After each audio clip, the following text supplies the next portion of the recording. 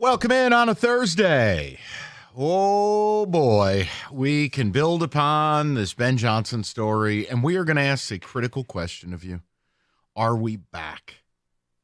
More on that at 3. Also, Rico has a critical number for Lions Commanders this weekend as we start to turn our attention to the football aspect of it. But we do begin with this, Rico. This is a report today in Rappaport. Massive offer. Tom Brady allure has Raiders closing in on Ben Johnson as their next head coach. So this is not my words. These are words of experts. NFL's Ian Rappaport saying those, quote, associated with the job believe Johnson is the leading candidate, and many believe, frankly, he's getting it. It'll be a stunning turn of events given that he's been picky choosing his destination and has passed on chances even though he was viewed as the favorite. Well, why would he do that? Glad you asked. Basically, even though Vegas lacks the potential to grab a quarterback, or you're stuck with Gardner Minshew, Johnson interviewed last week, and Brady, a minority owner, has a significant say in who's going to be the team's next head coach. Apparently, he got Mark Davis to fire Antonio Pierce. My dog would have fired Antonio Pierce. You want to tell me he pushed him to fire Tom Telesco, the GM? Okay, I'll believe that. Basically, Dan Patrick has said the allure of Brady has helped the Raiders of landing Ben Johnson.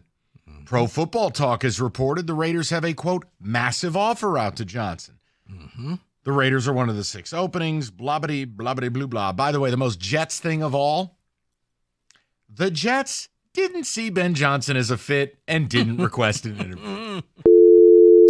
I mean, okay then. So here's my question. I just want to know from you guys, because there are different ways to do this. I don't worry about this. I don't really consider it because, as we've discussed, I go into it expecting both Ben Johnson and Aaron Glenn to be gone. Mm-hmm. But here's my question to you. Does knowing that they're leaving put more pressure on you to get this done? Because the odds will say if both coordinators go, you're taking a step back next year.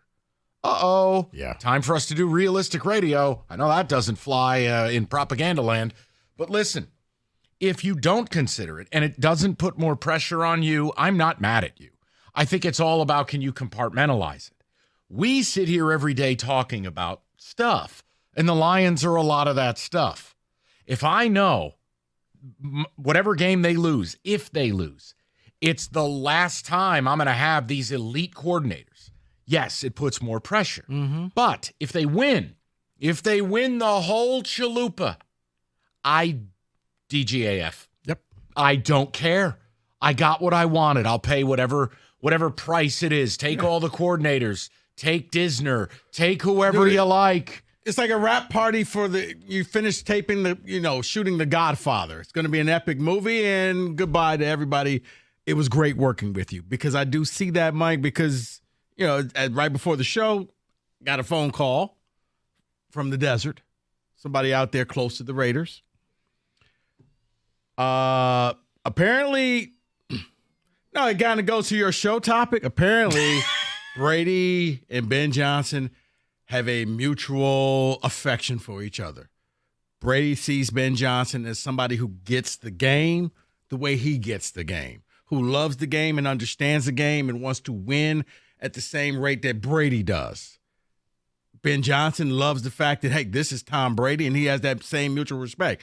Like their communication was almost like, oh, wow, you're awesome. No, you're awesome. Can I have your? It was like the jersey swaps you see at the end of a game. These two were just like, wow, enamored with each other. And yeah, looking at probably a $6 year guaranteed north of $60 million. It would have to be. It would have to be north of 10. I think what you said is interesting is if 6 years is on the table, that's a large guarantee. Fully guaranteed. We're not going to bail on you after 3 years. That's 2 extra years that most coaches get. So what now? Why is that relevant? A, it's good intel from Rico, but think about it. We talked about this yesterday briefly.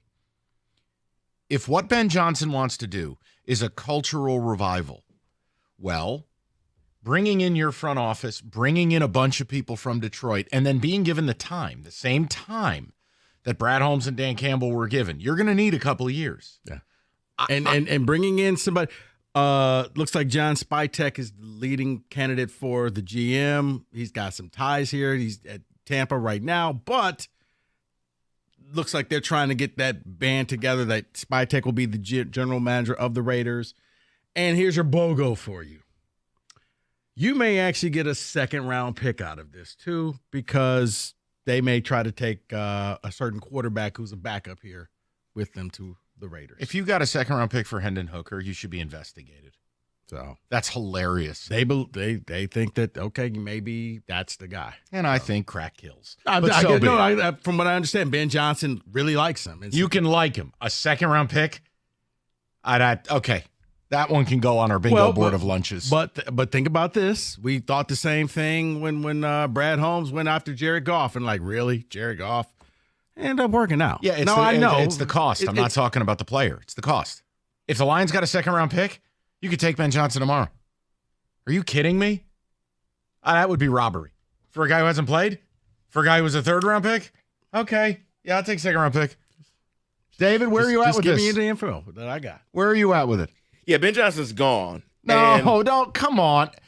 That's what I believe. Okay. That's what I believe. You're going to upset people. I believed it before now, but now with Tom Brady rumors, I think he's gone, and I think the Raiders love him. I'm sorry. Tom Brady loves him to give him whatever he wants to get him to Las Vegas. Well, that's the type of offer it was going to take, yes. Right? That's what was reported last year. Yes. Because you know what other organizations aren't offering you? Complete control. Correct.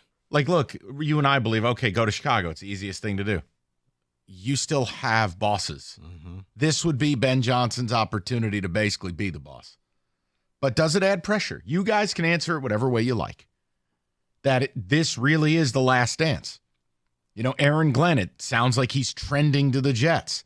Another article today in New York about that. Now, this one was negative, saying that they're going to make a terrible mistake. I don't view it that way. I think Aaron Glenn is a quality candidate, but F the Jets. I actually think he's better than the Jets, but I get it. There's only 32 of these jobs. You got to take what you can take. 248-539-9797. Kenny, you're the one watching the game alone Saturday. Does this put more pressure on you? I think at the beginning of the season, we talked about this team in terms of Super Bowl or bust, right? And now you get to the end of the season, you know for a fact you're probably going to lose both of your coordinators. I'm not under the illusion that that's not going to happen. So I think that it's an elite part of this team, right? If you lose your quarterback, if you lose your offensive line, that's an elite function of your team. The coordinators are no different. They've been operating at such a high level this entire season. Losing them puts all of the pressure on this team right now to get this job done. 248-539-9797. We'll get some people in the mix. We've got some blitzes planned. We do have an all-sports topic at 3 we want to get to, and Rico's critical number for the matchup. Tons and tons of stuff today on a dreary, snowy, yikes day. By the way, you see the weather next week? Mm-hmm. 4 degrees Tuesday? -1. Come on, man. What are we doing? And pray to God it's no wind blowing, because then it gets ridiculous. Oh, man. Okay.